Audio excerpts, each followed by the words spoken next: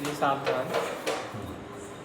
नमो अरहंतारं नमो सिद्धारं नमो आयर्याणं नमो उवज्जायाणं नमो लोये सव्वसाहुरं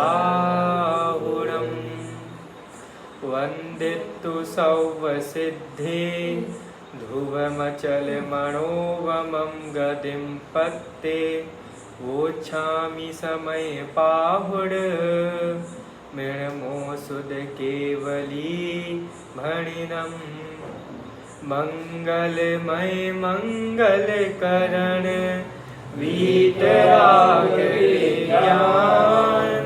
नमो दाहि जाते भये अरहंतादिमान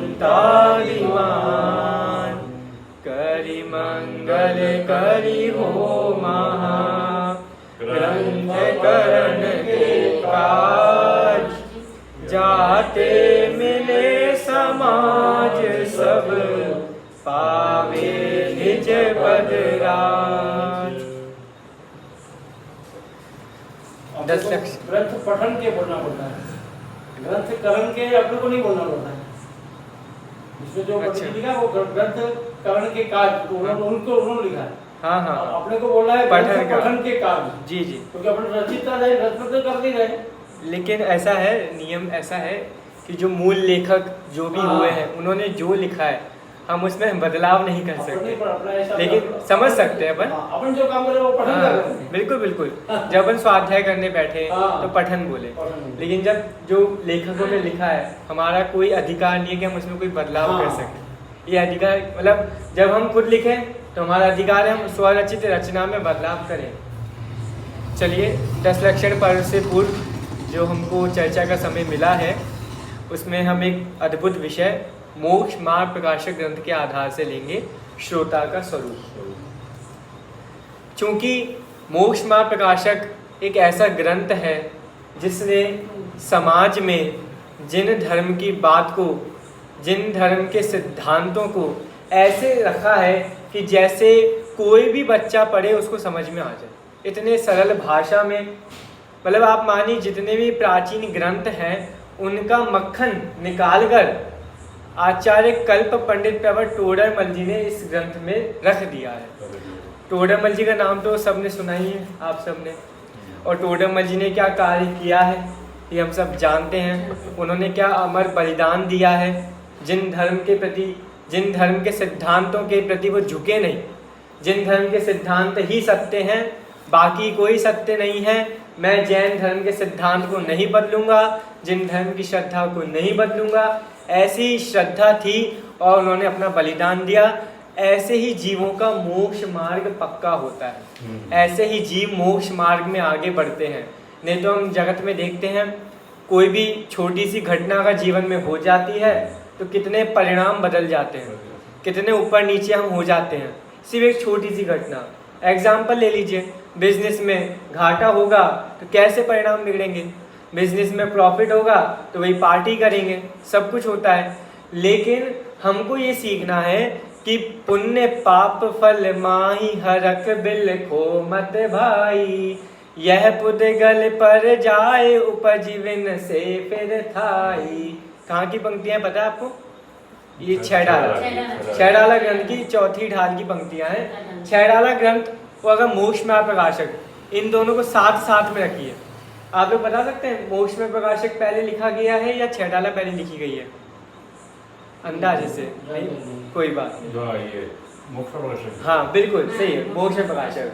टोडरमल जी के आप मानिए 100 साल बाद, 100 साल हुए, 70 साल बाद हुए हैं दौलत राम जी जिन्होंने छैडाला लिखी है। मोक्ष में प्रकाशक ग्रंथ टोडरमल जी ने लिख दिया, फिर उनके साथ जो घटना घटी हम सब जानते हैं, वो चले गए, वो नहीं रहे।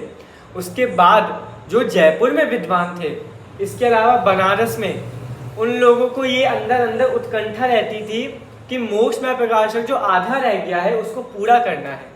आप लोगों ने एक पूजन तो बहुत पढ़ी है, पूजन तो हम कितने सालों से, कितने वर्षों से कर रहे हैं। वो पूजन की पंक्तियां आपको याद है? 24 तीर्थंकर की, जल पल आठो सुचि शारदा को अर्घ करो, तुमको अर्पो भवतार भवतरि मोक्ष वरो। 24 जिन चंद आनंद कंद सही, पद जजत अरत भव फंद पावत मोक्ष मई। जानते हैं पूजन किसने लिखी है? नहीं, कोई बात नहीं। देखिए मैं कल कहूँगा ये वाली चर्चा जो मैं अभी बताऊँगा, देखिए आप लोगों को फिर बता देता हूँ। देखिए ये जो पूजन है ये लिखी है कलवर वृंदावन दास जी ने। वृंदावन दास जी, वृंदावन दास जी का भी जैन धर्म के साहित्य में बहुत योगदान है। वृंदावन दास जी ने बहुत सारी कृतियाँ लिखी हैं। ये 24 सितंबर की पूजा है, और आपने देखा हो तो 24 सितंबर की अलग अलग पूजा भी है। आदिनाथ भगवान की अलग, अजितनाथ भगवान की अलग, ये सब वृंदावन दास जी ने लिखी है अलग अलग पूजा। और वृंदावन दास जी ने एक लेटर लिखा था उस समय। आज के समय में व्हाट्सएप चल गया है, पहले तो खत चलते थे। तो वृंदावन दास जी तो उस समय शायद बनारस में, उन्होंने वहां से एक खत लिखा जयपुर में। जयपुर में उस समय पंडित जी थे, पंडित जयचंद जी छाबड़ा। जब तोड़ेमल जी की डेथ हो गई, स्वर्गवास हो गया, जयचंद जी छाबड़ा थे, तो उन्होंने जयचंद जी छाबड़ा को एक लेटर लिखा। उसमें उन्होंने 3 प्रश्न पूछे। वो लेटर आज भी है, वृंदावन दास जी जो भेजा ना वो, और जयचंद जी छाबड़ा ने जो उसका उत्तर भेजा वो भी आज है। उसमें उन्होंने 3 प्रश्न पूछे, मार्च में क्या, ध्यान से सुनिएगा। पहला प्रश्न पूछा कि मेरे को आपसे व्याकरण सीखनी है, मतलब उनको जयचंद जी छाबड़ा से व्याकरण सीखनी है, पहला प्रश्न। दूसरा प्रश्न सुनिएगा, दूसरा प्रश्न पूछा कि आपके यहाँ जयपुर में कौन सी शैली चलती है? 13 पंथ शैली, 20 पंथ शैली, कौन सी शैली चलती है? तीसरा प्रश्न पूछा कि आप इतने होशियार हैं, इतने होनहार हैं, तो आप एक काम कीजिए, आपने तोड़ेमल जी को देखा भी है, तो आप तोड़ेमल जी के मोक्ष मार्ग प्रकाशों को पूर्ण कीजिए। ऐसे 3 प्रश्न पूछे। तो उन्होंने उसका उत्तर भेजा। उन्होंने कहा व्याकरण अगर मुझसे सीखनी है तो मेरे पास मत आओ, व्याकरण सीखो तो बनारस में जाओ। बनारस इसलिए फेमस है पहले से, व्याकरण, अलंकार, न्याय, इनके लिए बनारस फेमस रहा है हमेशा से। वहाँ जाकर सीखो, वहाँ बहुत विद्वान मिलेंगे। अगर अध्यात्म सीखना हो तो मेरे पास आओ, अध्यात्म सिखाऊंगा। दूसरा, हमारे यहाँ जयपुर में 13 पंथ शुद्ध आमना शैली चलती है। आप लोग जयपुर आए होंगे, तोड़ेमल जी का मंदिर का अवलोकन भी किया होगा। पास में गुमानी राम जी का मंदिर भी है, गुमानी पंथ के नाम से। तो वहाँ शुद्ध 13 पंथ आमना की शैली चलती है। तीसरा प्रश्न जो उन्होंने पूछा, ये मोक्ष में प्रकाशक पूर्ण करते हैं, तो अब इसका उत्तर देखना उन्होंने क्या दिया। उन्होंने कहा कि जगत के अनुसार मैं होनहार हूँ, लेकिन मैं अपने अनुसार होनहार नहीं हूँ कि मैं तोड़ेमल जी का मोक्ष में प्रकाशक पूर्ण कर दूं। क्योंकि उनकी जो विचारधारा थी वो पंडित जी ही जानते थे कि वो क्या लिखने वाले थे। आप बता सकते हैं इसमें ग्रंथ में कितने अधिकार हैं? 9 अधिकार। एक बार आप इंडेक्स खोलिए, आप लोग देखिए, आपको एक अच्छी चीज दिखाता हूँ। इंडेक्स खोलिए आप लोग, सूची का शुरू में आएगा पेज नंबर, इंडेक्स खोलिए। हाँ, 9 अधिकार है ना। अब देखना आप लोग, पहला अधिकार, दूसरा, तीसरा, चौथा, 5वां, 6वां, 7वां, 8वां और 9वां। 9वां आधा रह गया। अब आप लोग देखिए, पहले से लेकर 8 अधिकार तक तो सिर्फ प्रस्तावना है। मतलब अभी तो ग्रंथ का चालू हुआ था, 9वें अधिकार से ग्रंथ चालू हुआ है। 8 अधिकार तक तो तोड़ेमल जी ने प्रस्तावना लिखी है। प्रस्तावना जानते ना, ग्रंथ से पहले प्रस्तावना लिखते हैं। अभी ग्रंथ का प्रारंभ तो हुआ था और उस समय तोड़ेमल जी के साथ ऐसी घटना हो गई। 9वें अधिकार में किसका वर्णन है? कोई आपसे पूछे, 9वें अधिकार से वो वर्णन करने वाले थे मोक्ष मार्ग का। मोक्ष मार्ग किसे कहते हैं? सम्यक दर्शन ज्ञान चारित्राणी मोक्ष मार्ग। सम्यक दर्शन का वर्णन प्रारंभ किया था, उससे पहले तो उन्होंने भूमिका बनाई थी। और आप सोचो उनके दिमाग में, उनके मस्तिष्क में कितना विषय होगा, कितना लिखना था, लेकिन तोड़ेमल जी पूर्ण नहीं कर पाए। लेकिन अब आप विचार करो, जितना है वो भी पर्याप्त है। आज के समय के अनुसार तो, हम सब जीवों के अनुसार तो, हम सब की बुद्धि अनुसार तो इतना पर्याप्त है। नहीं तो जिनवाणी कितनी है, जिनवाणी कितनी लिखी गई है। आप ऐसा मानिए, अच्छा आप लोगों ने तो जीवन भर स्वाध्याय किया है, अद्भुत हैं आप लोग, और बहुत कम लोग होते जो स्वाध्याय करते हैं। तो आप मानिए आप लोगों ने जब से स्वाध्याय, आप विचार कीजिए, आपने जो पहला दिन आपका, जिस दिन से आपने स्वाध्याय प्रारंभ किया होगा, आपने कोई भी ग्रंथ का स्वाध्याय प्रारंभ किया होगा, उस दिन से विचार कीजिए आज तक, अभी तक हमने कितने ग्रंथ पढ़ लिए होंगे। मैं विचार करता हूँ जब से मैं सोनगढ़ में पढ़ा, वहाँ से लेके मैं अभी शास्त्री द्वितीय वर्ष तक मैंने कितने ग्रंथ पढ़ लिए। लेकिन ग्रंथ पढ़ना ही थोड़ा होता है, ग्रंथ को अपने अंदर बसाना भी तो है, यही तो मुख्य है। टोडरमल जी ने यही किया, टोडरमल जी ने पढ़ा कम और लिखा ज़्यादा। कैसे लिखा? क्योंकि उन्होंने उसको अंदर बसा लिया, वो अंदर से जो भाव निकलते हैं वो लिखा। ऐसे अब हम चाहे तो हम भी ग्रंथ लिख सकते हैं। आप इस भूमिका में, हम सब, मैं आप ग्रंथ लिख सकते हैं, चाहे पद्य हो चाहे गद्य हो, कुछ भी हो, उसमें क्या है, लेकिन लिख सकते हैं और लिखना चाहिए। क्योंकि चलिए भक्ति का प्रकरण भी आगे आएगा, जब हम नाटक समिसार की चर्चा करेंगे तब आपको बताऊंगा। चलिए, तो पहले अधिकार से हम प्रारंभ कर रहे हैं। पहले अधिकार में ही बहुत सारे विभिन्न विषय हैं। कभी किसी ने इस ग्रंथ का अवलोकन किया है? कभी किया है? वेरी गुड, बहुत बढ़िया। इस अधिकार में सबसे पहले उन्होंने पंच परमेष्टि का जो स्वरूप बताया है वो अद्भुत है।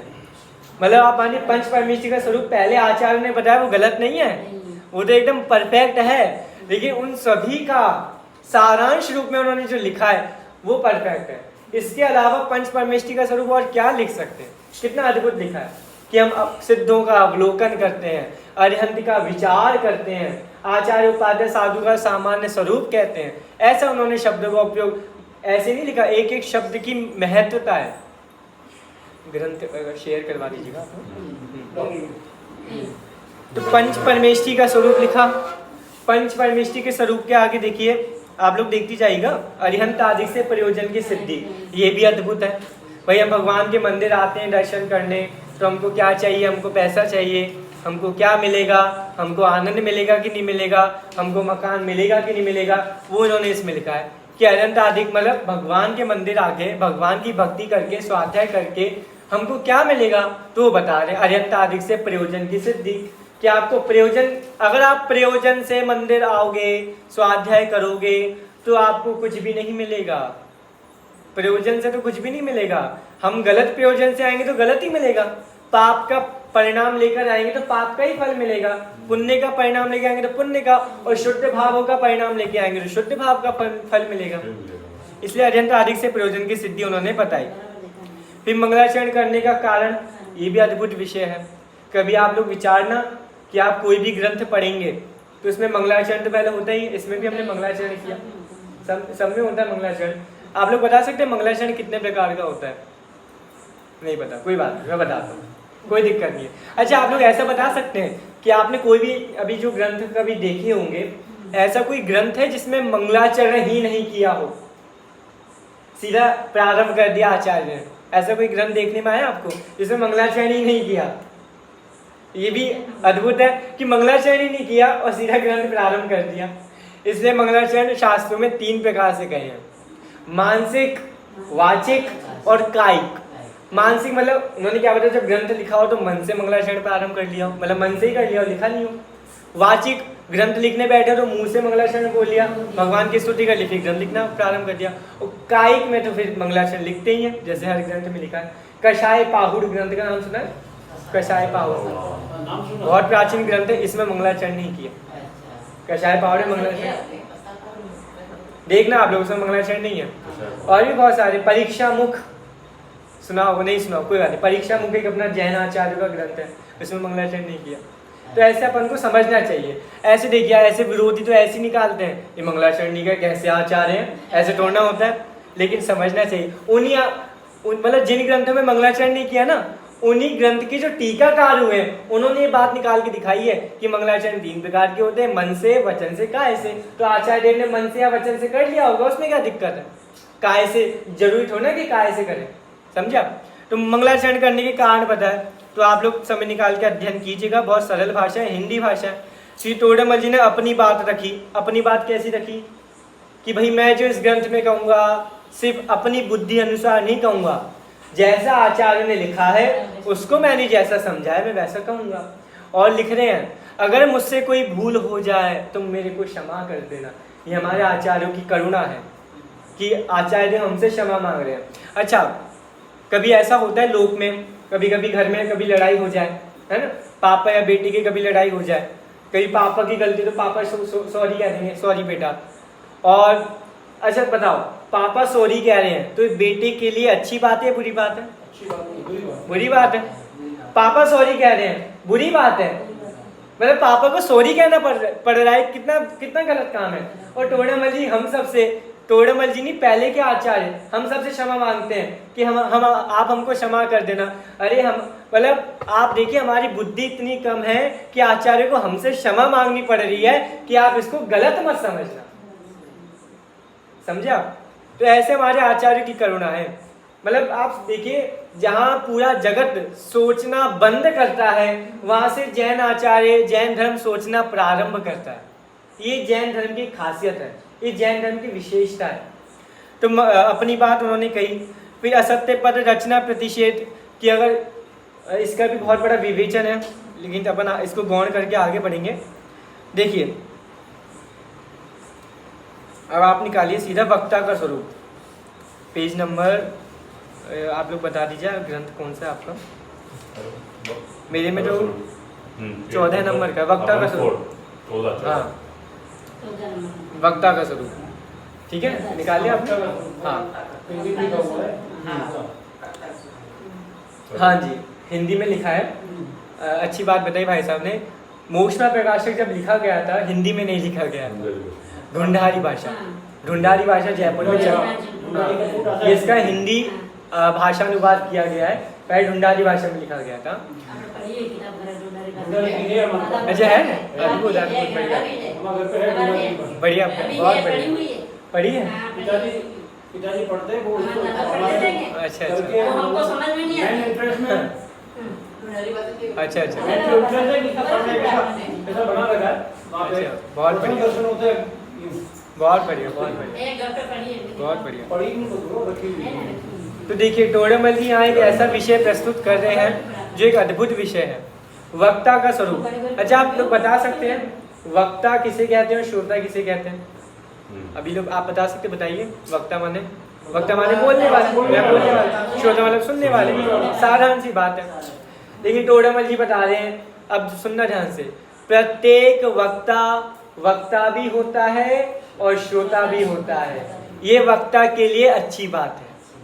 और प्रत्येक श्रोता सिर्फ श्रोता नहीं होना चाहिए, प्रत्येक श्रोता वक्ता भी होना चाहिए, ये श्रोता के लिए अच्छी बात है। श्रोता को सुनना नहीं है, सिर्फ सुनाना भी तो है, समझा? देखिए 4 चीजें आपको बताता हूँ। जगत में सुनाने वाले बहुत हैं, आज तो कितनी दुकानें खुली आपको पता है, ये सब लोग कितने सुनाने वाले हैं, सुनने वाले भी बहुत हैं, सुनने वालों की कमी नहीं है। लेकिन ये जैन आचार्य हमको ये आदेश दे रहे हैं कि जो भी कोई सुनाए तो कुछ भी मत सुनो, अपने कानों पे पहरेदार बिठा दो कि इस कान में वही शब्दों का प्रवेश होगा जो जिन आमनाय के अनुकूल होगा और जिनका अर्थ हमको समझ में आता होगा।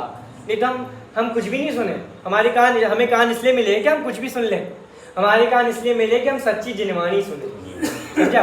दूसरा बोलने वाले, अब बोलने वाले को भी सावधान किया, बोलने वाले कुछ भी नहीं बोल सकते, जो जिनवाणी के अनुकूल है, जिनामनाय के अनुकूल है वही बोलो, बिल्कुल मत बोलो। ये मुंह हमको किस लिए मिला है? जिनवाणी की सच्ची बात सुनाने के लिए मिला है, आलतू फालतू बात सुनाने के लिए नहीं मिला। तो ये वक्ता और श्रोता दोनों को सावधान किया। अब टोडामल जी वक्ता थे या श्रोता थे? दोनों थे। अच्छा टोडामल जी के गुरु का नाम क्या था? टोडामल जी जिनसे सीखा होगा, गुरु का नाम पता है आप लोग? नहीं पता। बंसीधर जी, ये उनकी एक कथा आती है, छोटी सी सुनाता हूँ। पहले तो उस समय अंग्रेज तो थे भारत में, थोड़ा बहुत प्रवेश तो अंग्रेजों का हो गया था उस समय 300 वर्ष पूर्व। तो टोडामल जी उस समय बालक थे, आप मानिए 14-15 साल के बालक होंगे। तो उनके गुरु का नाम था बंसीधर उनके गुरु का नाम था। बंसीधर जी ऊपर मतलब ऐसे ही आप मानिए ऐसे ही मंदिर होगा और ऊपर कोई बैठने प्रवचन करने की जगह होगी, वहाँ पे बैठ के बंसीधर जी स्वाध्याय करवा रहे थे, बहुत सारे लोग सुन रहे थे। दो अंग्रेज रास्ते में आए, दो अंग्रेज आ रहे थे, ऊपर क्या हो रहा है, ये इतनी सारी चप्पलें उतरी हुई हैं, क्या है ऊपर, हम देख कर आते हैं, देखने चले गए ऊपर। तो उन्होंने देखा यहाँ कोई बोल रहा है, ये लोग इतने सारे लोग सुन रहे हैं, ये क्या हो रहा है। फिर उन्होंने पूछा किसी किसी कौन है भाई, क्या क्या सुना रहे, कौन क्या कर रहे हैं भैया। उन्होंने बताया ये बंसीधर जी पंडित जी हैं, ये स्वाध्याय करवा रहे, जिनवाणी की बात सुना रहे हैं।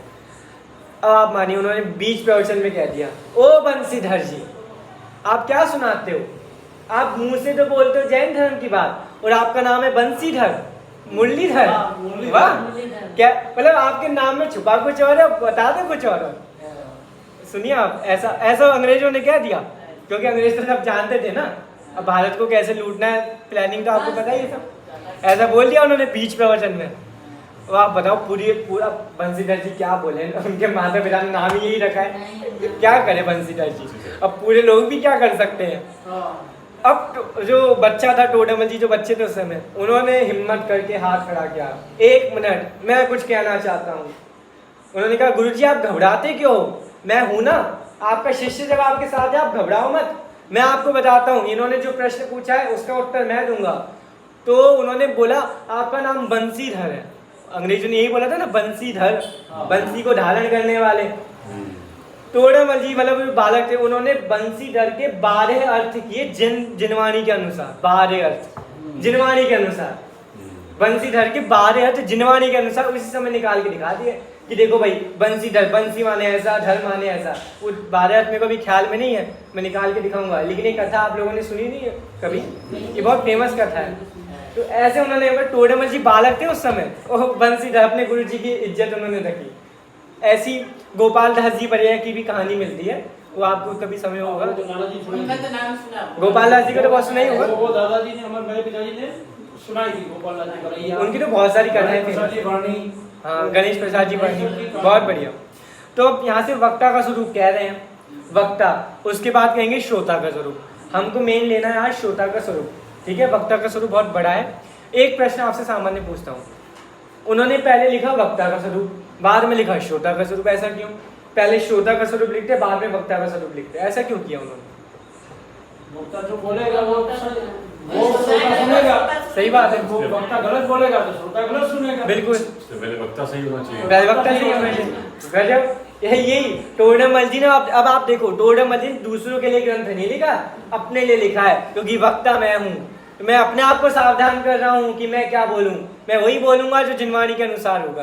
पहले टोडरमल जी अपने आप को ही सावधान कर रहे हैं, मतलब वक्ता, तो जितने भी वक्ता है सबको सावधान कर रहे हैं।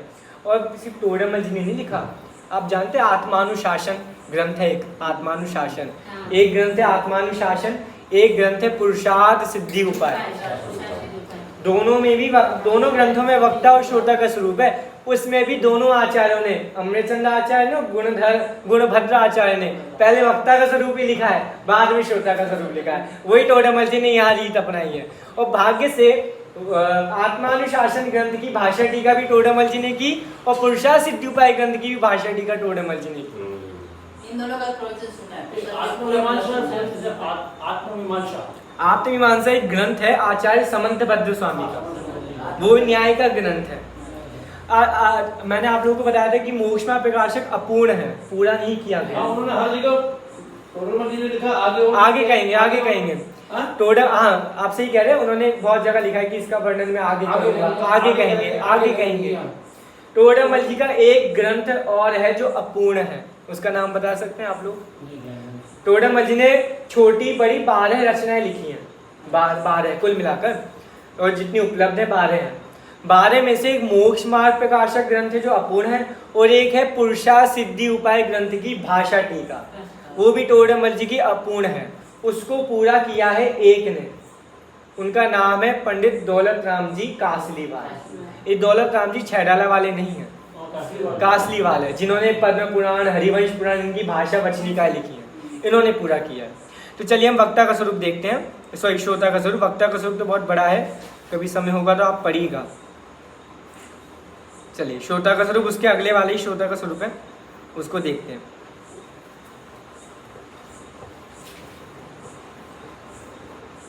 मिल गया आप लोगों को? हाँ मिल गया। पेज नंबर 17 चलिए, अब श्रोता का स्वरूप कहते हैं। अब शब्द बहुत साफ, बहुत खतरनाक शब्द हैं, उसको हम ध्यान से पढ़ें, आप लोग ध्यान रखिएगा। भली होनहार है इसलिए जिस जीव को ऐसा विचार आता है कि मैं कौन हूँ, मेरा क्या स्वरूप है, यह चारित्र कैसे बन रहा है, ये मेरे भाव होते हैं, उनका क्या फल लगेगा, जीव दुखी हो रहा है सो दुख दूर होने का क्या उपाय है, मुझको इतनी बातों का निर्णय करके कुछ मेरा हित हो सो करना है, ऐसे विचार से उद्यमवंत हुआ हूँ। वहाँ पे आप लोग मेरे को बताइए, आप लोगों के ग्रंथ में ये चारित्र लिखा है या चरित्र लिखा है? ये चरित्र लिखा है ना, कहीं के ग्रंथ में चारित्र लिखा है। चारित्र भी हो सकता है। हाँ वो हो सकता है, गलत नहीं है, लेकिन मूल नहीं है, चारित्र भी हो सकता है और चरित्र भी हो हाँ सकता है। बिल्कुल हो सकता है, लेकिन मूल चरित्र में फिर वो दूसरी बात डिक्लेरेशन हाँ, दूसरा बिल्कुल होगा। सही बात। चारित्र शुद्ध जैन के हिसाब से। हाँ हाँ यूं। चलिए, तो क्या लिख रहे हैं, भली होनहार है।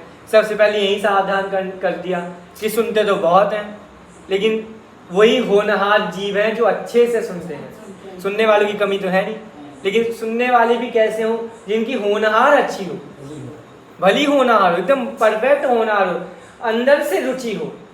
पूरे जीवन में अगर पूरे जीवन में घर चला जाए तो चला जाए, पैसे चले जाएं तो चले जाए, लेकिन हमारी रुचि नहीं जानी चाहिए। अगर रुचि नहीं गई तो समझिए यही आपका सबसे बड़ा धन है।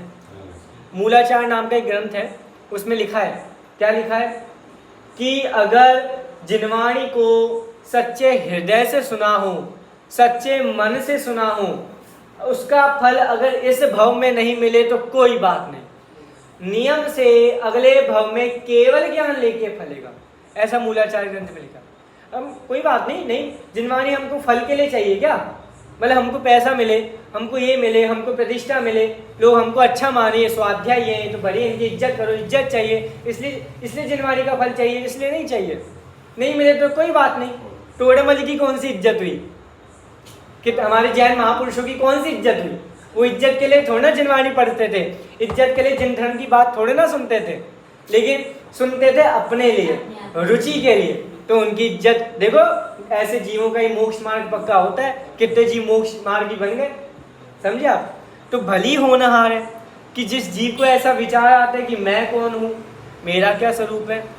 वो तो पंक्तियाँ याद होंगी ना आपको, मैं कौन हूँ, आया कहाँ से, और मेरा रूप क्या, संबंध दुखमय कौन है, स्वीकृत करूँ परिहार क्या। अमूल्य तत्व विचार। अब आज के समय में बहुत कठिन हो गया है कि हम विचार करें कि हम कौन हैं। नहीं, अभी हम स्वाध्याय कर रहे हैं, घर जाएंगे, धंधे में जाएंगे तो सब वही परिणाम वैसे ही लग जाएंगे।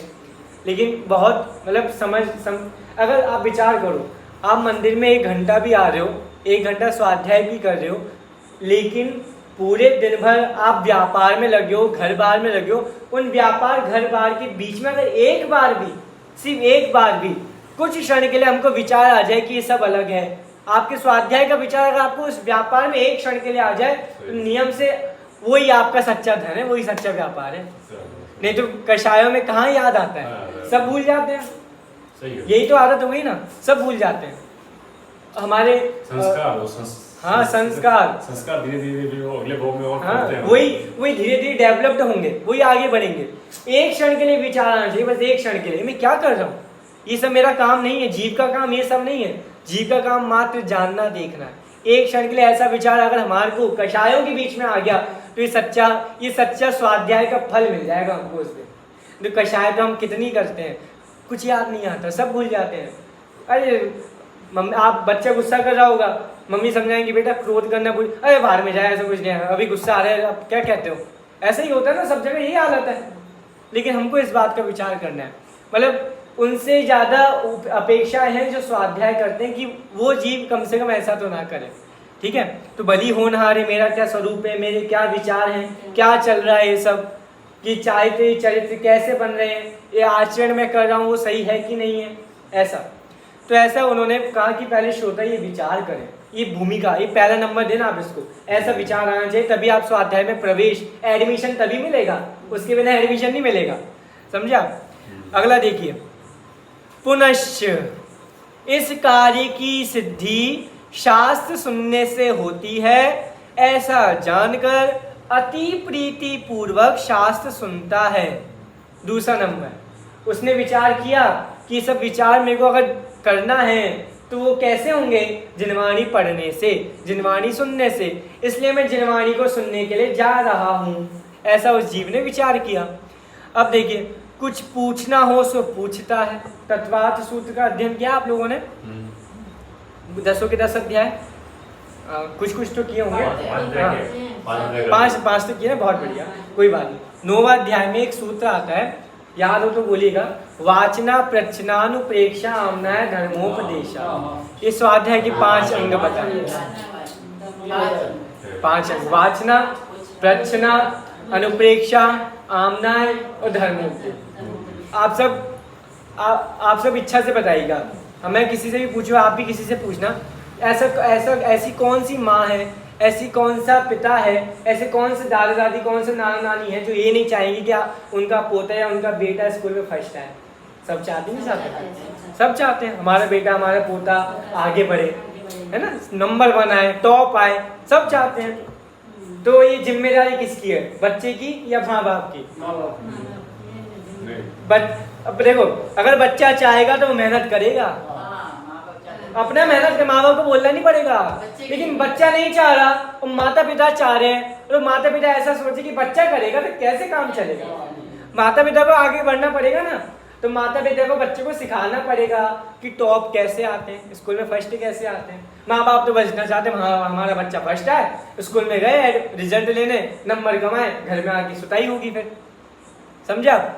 लेकिन अब टॉप आए तो कैसे आए? हमारे गुरु जी हमको सिखाते हैं कि टॉप आने का तरीका क्या है। आप लोग भी कभी सिखाना, बच्चे तो है नहीं, मैं बच्चे को बताता, हम जब कभी शिविर में जाते ना तो बताते हैं हम कभी।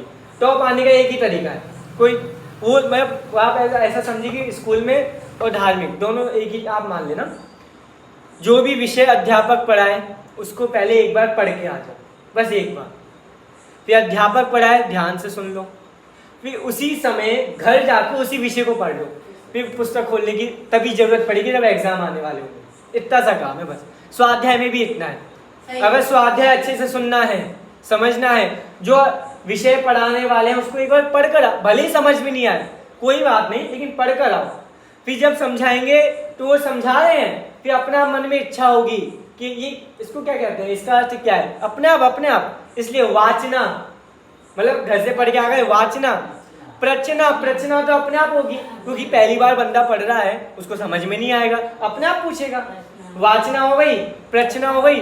अब अनुप्रेक्षा, अब अध्यापक ने पढ़ाया, स्वाध्याय में हमने सुना, अब क्या करना है उसका, घर जाके, घर तक जा रहे हैं तो विषय कक्षाओं की बातें करके नहीं जाना, उसी का विचार करके जाना है कि भाई जीव किसे कहते हैं, ये क्या है, वो क्या है, पंडित जी ने पढ़ाया वो किसे कहते हैं, उसका स्वरूप हमको देखना है। तो अनुप्रेक्षा अपने आप हो गई। अब घर जाके क्या करेंगे, एक बार पढ़ लो तो आमनाएं हो गई, पाठ करो उसका, या फिर कल जब कक्षा में वापस आ रहे हो तो उसका पाठ करो एक बार। और फिर जिम्मेदारी आती है धर्मोपदेश, तब जाके आता है नंबर धर्मोपदेश का। आज दुनिया में धर्मोपदेश पहले होता है, वाचना प्रच्छना सब बाद में होती है। ऐसा चल रहा है, क्रम कैसा होना चाहिए और क्रम कैसा चल रहा है, ये हुंडार सरबणी काल का आप देख लो। वाचना से शुरू होना चाहिए, लेकिन यहाँ धर्मोपदेश से शुरू होता है, वाचना पे खत्म होता है, ऐसा स्वरूप हो गया है। इसलिए हमको समझना चाहिए इन बातों को। हम ही लोग नहीं समझेंगे तो कैसे समझ में आएगा, नहीं तो हम लोग नहीं समझेंगे तो परिवार में कैसे बढ़ेगा। एक जना भी समझ गया वो भी परिवार में आगे बढ़ा सकता है, संस्कार आगे बढ़ा सकता है, एक जना भी समझ गया तो। इसलिए आगे देखिए, कुछ पूछना हो सो पूछता है, तथा गुरुओं के कहे अर्थ को अपने अंतरंग में बारंबार विचार करता है और अपने विचार से सत्य अर्थों का निश्चय करके जो कर्तव्य हो उसका उद्यमी होता है। ऐसा तो नवीन श्रोता का स्वरूप जानना, जिसने एडमिशन लिया है उसका स्वरूप जानना। मतलब जो सालों से करे उनकी बात अगले पैराग्राफ में करेंगे। अभी तो एडमिशन वालों की बात चल रही है, इस स्वाध्याय के स्कूल में एडमिशन कैसे लेना है वो बता रहे हैं, तभी आपका एडमिशन होगा। अब आओ उनकी बात। अब देखो इसमें तो कुछ है नहीं, हमने अभी वाचना सब पढ़ी लिया है, वही स्वरूप इसमें बताया है।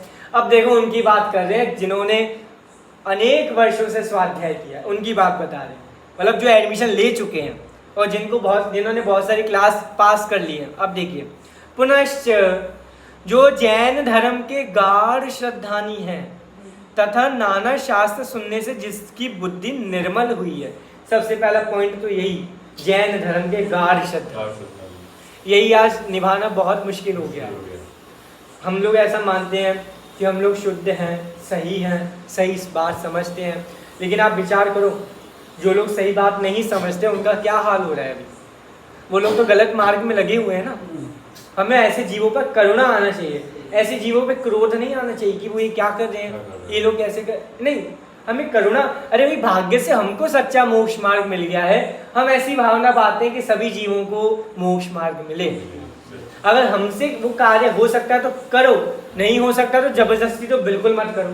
जैन धर्म जबरदस्ती का नाम नहीं है, लेकिन जैन धर्म से जबरदस्त कोई धर्म भी नहीं, समझे आप? जैन धर्म जबरदस्ती का नाम नहीं है। आप लोगों ने कभी देखा हो तत्वाशुद्ध ग्रंथ पूजनों के पीछे छपा होता है जिनवाणी में, लास्ट में एक गाथाएं छपी होती हैं, कुछ गाथाएं का ग्रुप बना के उन्होंने छापा है। उसमें गाथा आती है, जम सक्कई तम किरई जम्पण सक्कई तहेव सद्यहणम सद्यहमाणो जीवो पावई अजरामणम ठाणम। इसका हिंदी बोलूं? वो वाली पूजन किया आपने देवशास गुरु की ध्यान राय जी की, कीजे शक्ति प्रमाण शक्ति बिना सरधा धरे ध्यानत सरधावान अजर अमर जयवंत रे। इसी का पद्यानुवाद है, कीजिए शक्ति प्रमाण। अब भाई आजकल लोगों को यही है कि हमको लोग मतलब वो अपने आप को दिखाना चाहते हैं कि हम कितने स्वाध्यायी हैं, हम कितने धर्मी जीव हैं। भाई दिखाओ नहीं, आप खुद देखो ना अपने आप को, और शक्ति के अनुसार करो। शक्ति के बाहर करोगे तो नियम से पछताओगे, खुद भी दुखी होगे, सामने वाले को भी दुख दोगे। इसलिए जितना शक्ति है उतना धर्म पालो, समझा?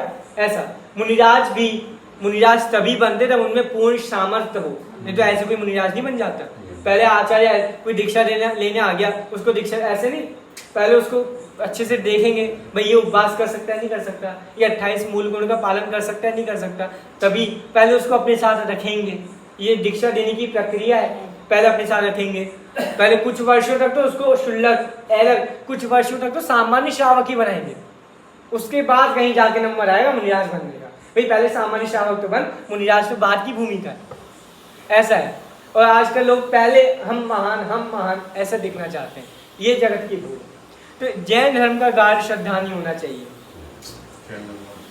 हाँ, नाना शास्त्र सुनने की जिसकी बुद्धि निर्मल हुई है, नाना शास्त्र सुनने से, वो तो मैंने आपको बता दिया, भाई शास्त्र बहुत सुने तो बुद्धि निर्मल होनी चाहिए, हमारे विचारों में अच्छे विचार आने चाहिए। विचारों में भी अच्छे विचार चाहिए, अच्छे विचार नहीं चाहिए भाई साहब, विचारों में भी अच्छे विचार चाहिए। ये आज ये होना चाहिए, नहीं तो विचार तो बहुत लोग करते हैं, लेकिन उसको सफल कौन कर पाता है? जो विचारों में विचार करते हैं वही सफल कर पाते हैं। और व्यवहार निश्चय आदि का स्वरूप भली भांति जानकर जिस अर्थ को सुनते हैं, अभी झगड़े की बात है, निश्चय व्यवहार, जगत का झगड़ा, व्यवहार निश्चय क्या होता है, ये थोड़ा करेंगे चर्चा नाटक समाचार के माध्यम से। निश्चय व्यवहार किसे कहते हैं, क्या होता है, उसकी चर्चा अपन करेंगे। तो निश्चय व्यवहार का भी स्वरूप होना चाहिए। यथावत निश्चय जानकर अवधारण करते हैं, निश्चय व्यवहार को जाना कौन सही है तो निश्चय ही सही है, ये तो सभी लोग जानते हैं, तो निश्चय का अवधारण करते हैं। अब आप देखो यहाँ कहाँ लिखा है व्यवहार का अवधारण करते हैं, कहीं लिखा है टोडरमल जी ने? यही तो लिखा है। पहले देखो निश्चय व्यवहार निश्चय आदि का सत्य स्वरूप जाना, उसके बाद क्या किया, उसे यथावत निश्चय जानकर अवधारण करते हैं। मतलब जो सही है निश्चय का निश्चय कर लिया उन्होंने। उस श्रोता ने जो अनेकों वर्षों से स्वाध्याय कर रहा है, उसने निश्चय का निश्चय कर लिया और फिर उसने निश्चय का अवधारण कर लिया, ये है। तथा अब देखो जब प्रश्न उठता है तब अति विनयवान होकर प्रश्न करते हैं। ये भी विनय भी बहुत चाहिए। विनय नाम का एक मिथ्यात्व है, विनय नाम का एक पुण्य भी है, विनय नाम का धर्म भी है। तीन चीजें, विनय नाम का मिथ्यात्व, विनय नाम का पुण्य, विनय नाम का धर्म। तीनों मतलब विनय, ऐसा बोला है कि विनय स्वीट पॉइजन है, मीठा जहर है विनय। विनय आज के समय में मीठा जहर है, दिखने में तो अच्छी लगेगी है लेकिन है जहरीली। इसलिए विनय भाई विनय भी हमको करनी है तो सच्ची विनय करे, सच्चे लोगों की विनय करे, और यथा योग जो लौकिक व्यवहार के अनुसार जो विनय योग्य हम उनकी विनय करें, अवश्य करें। भाई अरिहंत भगवान पढ़े हैं, माता पिता पढ़े हैं, निश्चय से अरिहंत भगवान ही पढ़े हैं, तो माता पिता की विनय नहीं करें, बिल्कुल करें। भाई लोक व्यवहार के अनुसार गुरुओं की विनय, माता पिता की विनय, अपने से बड़ों की विनय, भाई बहनों की विनय, ये तो करनी ही चाहिए। और भगवान की विनय, देव शास्त्र गुरु की विनय तो सर्वोपरि है। इसमें ही टोडामल जी ने लिखा है, अहो देव गुरु धर्म तो जगत के सर्वोत्कृष्ट पदार्थ हैं, इनके आधार से धर्म है और इनमें शिथिलता रखने से अन्य धर्म किस प्रकार सधेगा, ऐसा उन्होंने 8वें अध्याय में लिखा है। अब देखो आगे देखो, तथा परस्पर अनेक प्रश्नोत्तर कर वस्तु का निर्णय करते हैं, शास्त्राभ्यास में अति आसक्त हैं, धर्म बुद्धि से निंदे कार्यों के त्यागी हुए हैं, ऐसे उन शास्त्रों के श्रोता होना चाहिए।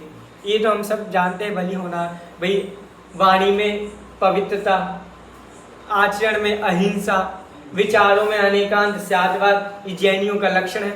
आजकल लोग बोलते हैं जैनियों के 3 लक्षण, रात्रि भोजन त्याग, छानकर पानी और नित्य देव दर्शन। ये तो है, ये तो उनके लिए है जो जिसने अभी एडमिशन लिया है। लेकिन जो एडमिशन ले चुके हैं उनके लिए क्या है, विचारों में अनेकांत त्यागवाद, वाणी में सत्यता और आचरण में अहिंसा। ये उसके 3, उस जैनी के 3 काम है जो स्वाध्याय कर रहे हैं, समझा। ऐसे अपन को जानना चाहिए, मतलब वो एडमिशन वाले 3 तो पालेगा ही, लेकिन साथ साथ में जो 3 ये हैं उनका भी पालन करेंगे। चलिए आगे थोड़ा सा और है, वो देखते हैं बस। श्रोताओं के विशेष लक्षण कहते हैं। अब थोड़ा विशेष, समय हो गया, 9:15 बज गए ना। हाँ चलो कोई बात नहीं, ठीक है। इस एक ही पैराग्राफ देख लेते हैं, कोई दिक्कत नहीं है। देखिए इसमें मैं पढ़ता नहीं हूँ, आपको सामान्य क्या वो बता देता हूँ। देखो श्रोताओं के कुछ विशेष लक्षण कह रहे हैं। अभी भाई साहब ने मुझसे कहा था कि पंडित जी आपको बहुत अच्छा लगेगा, ठीक है ना, मतलब अभी लोग आएंगे कल से, बहुत स्वाध्यायी लोग हैं, अच्छा लगेगा। हम तो यही चाहते हैं, अच्छा लगे, हमको भी अच्छा लगे, आपको भी अच्छा लगे, दोनों ओर से यही प्रयास है, ठीक है। एक ही तरह से प्रयास थोड़ा होता है, हमारा भी यही प्रयास है, आपका भी यही प्रयास है। लेकिन ऐसे वक्ता, ऐसे श्रोताओं के लिए कुछ विशेष लक्षण कह रहे हैं। और यहाँ पे जो विशेष लक्षण कहेंगे ना, वो सेम वक्ता के लिए ऊपर कहे हैं, वो इस श्रोता के लिए यहाँ कह रहे हैं। सबसे पहले उन्होंने विशेष लक्षण बोला कि भाई जो स्वाध्यायी लोग हैं उनको व्याकरण आनी चाहिए, न्याय आना चाहिए, ठीक है। व्याकरण न्याय तो आप लोगों ने कभी पढ़ा होगा स्कूलों में, वो तो ठीक है, जितना आप लोगों ने पढ़ा होगा कोई बात नहीं। व्याकरण न्याय, न्याय जानते किसे कहते हैं, न्याय न्याय नहीं जानते हो शायद, न्याय नहीं पढ़ा होगा ना, कोई बात नहीं। न्याय की चर्चा भी कल या परसों अपन करेंगे, कोई दिक्कत नहीं है। न्याय, ये भी आप लोगों के लिए एक नया टॉपिक होगा, जैन न्याय। न्याय अदालत, जैन अदालत भी है एक, जैन अदालत की जैन न्याय, ये भी एक विषय आचार्य ने लिखा है। ये आत्ममीमांसा मैंने बोला ना, ये जैन न्याय का प्रमुख ग्रंथ है, जैन न्याय का प्रमुख ग्रंथ, इसमें जैन न्याय बताया है। तो व्याकरण और ये व्याकरण और न्याय का अध्ययन श्रोता को होना चाहिए। इसके बाद सेकंड नंबर की चीज आप देखो, इन्होंने लिखा व्याकरण न्याय का अध्ययन तो है, इसके साथ साथ अगर श्रोता को अवधि ज्ञान और मना परिज्ञान ये हो तो वो श्रोतापना विशेष शोभी देता है। लेकिन आज के समय में अवधि ज्ञान मना परिज्ञान तो असंभव है, इसको तो अपन दूर रखते हैं, ठीक है, इसको अपन हो नहीं सकते। लेकिन न्याय व्याकरण का अपन को थोड़ा ध्यान रखना चाहिए। और अंत में टोडामल जी यही प्रेरणा दे रहे हैं कि पाप पुण्य का स्वरूप जानकर जो गलत है उसको छोड़ो और जो सही है उसको अपनाओ। पाप सही है, पुण्य सही है, क्या सही है बताइए आप लोग, पाप या पुण्य? पाप की अपेक्षा पुण्य सही है, पर पाप की अपेक्षा पुण्य सही है, पाप की अपेक्षा पुण्य सही है, तो दोनों भेड़िया ही है। हाँ है तो दोनों भेड़िया, आप लोगों ने सब जान पढ़ा है, आप लोगों ने, आप इतने स्वाध्यायी है तो आपने सुना भी हो, जैसे कहो चंडाली शुगल पुत्र जन दीनी, सुना ही होगा ना। तो अपन को वो टोडामल जी यही प्रेरणा दे रहे हैं कि पाप पुण्य का विशेष स्वरूप जानकर जो सही है उसको अपनाओ। जब तक शुद्ध भाव की दशा ना प्रगटे तब तक अशुद्ध भावों से बचने के लिए शुभ भावों का सहारा ले लो, लेकिन शुभ भावों में ही मत अटको। म्लेच्छ को समझाने के लिए म्लेच्छ की भाषा में ही समझाया जाएगा, लेकिन म्लेच्छ बनना ये तो योग्य नहीं है ना। इसलिए टोडामल जी बस इतनी प्रेरणा दे रहे हैं कि जो सही है उसको समझो। तो इतना श्रोता का स्वरूप आप लोगों को मैंने थोड़ा विशेष लक्षण बताया, क्योंकि श्रोता आप लोग अभी बनने ही वाले हैं और मैं भी श्रोता बनूंगा। और कभी ऐसा कीजिएगा आप लोग को एक प्रेरणा वैसे देना तो नहीं चाहिए, फिर भी आप लोग देता हूँ। कोई साल भर में कुछ ही समय आता है जब कोई विद्वान आपके यहाँ आते होंगे। आप ऐसा करिए कि स्वाध्याय आप हर दिन कीजिए, और स्वाध्याय ऐसा कीजिए जैसे कोई विशेष बुद्धि वाले जीव है वो स्वाध्याय करवाए, समझे आप, तो और आनंद आएगा। ग्रुप में स्वाध्याय होता है वो तो बेस्ट है, लेकिन जो विशेष बुद्धि वाले वो स्वाध्याय करवाएं, तो ऐसे उनके परिणाम भी निर्मल होंगे, सामने वाले जीव के परिणाम भी निर्मल होंगे। फिर एक ना एक दिन सबका नंबर आना चाहिए ना, भाई साहब प्रवचन करें, आपको मतलब ऐसा समय आ जाए कि आपको हमारी आवश्यकता ना पड़े, 10 लक्षण आ गए तो हम ही हैं सब, ऐसा समय आना चाहिए। होता था नाना जी थे तब तो वो करते थे 20 नाना जी करते थे, पापा करते थे। बताया था भाई साहब ने। हाँ, उसके बाद में बाहर विद्वान भी बुलाए, बाहर से हाँ। विद्वान भी आते थे। ये सही बात है, वो तो चाहिए, मतलब सही है, लेकिन ऐसा आप ऐसा माहौल आप लोग ही क्रिएट कर सकते हैं। पहले वो प्रवचन करने बाहर जाते थे, फिर ये मंदिर जो बना है इसके बाद में वो जाना बंद कर दिया। मैं ही स्वाध्याय करूँ, और यहाँ जितनी जो है ना जनसंख्या जो आते जैनिक उनमें सुधार हुआ, अच्छा अच्छा। जिससे वो पक्ष